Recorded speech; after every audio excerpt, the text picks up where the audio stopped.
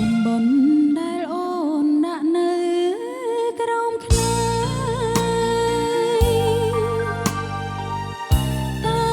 ពាងអ្វីឡើយដែលនាងចរចាំ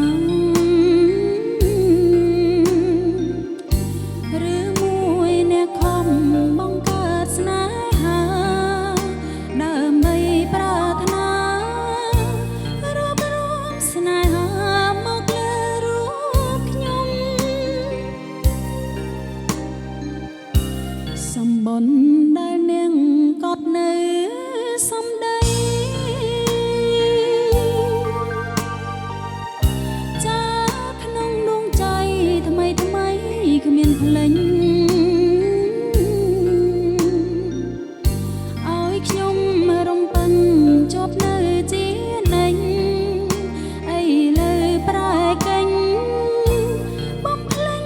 សំដីនៅក្នុងសម្បុនសម្បុនក្រមខ្នើយ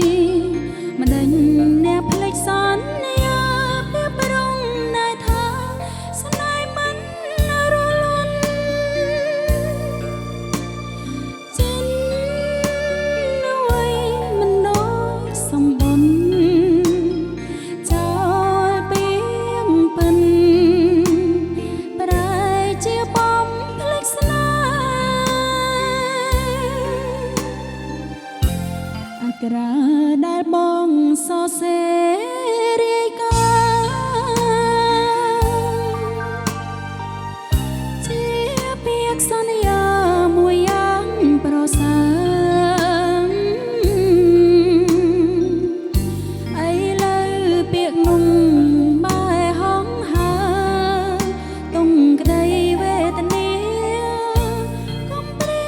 ដួងចិនឲ្យខ្ញុំទទួល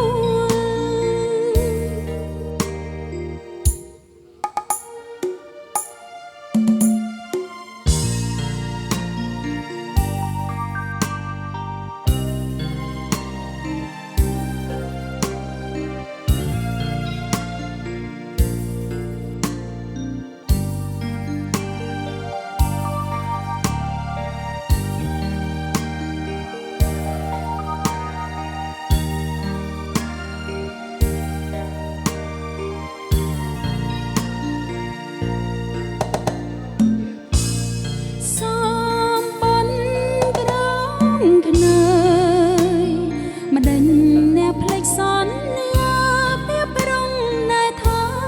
ស្នេហ៍មិនរលន់ចិនអ្វីមិនដូចសម្បុនចោ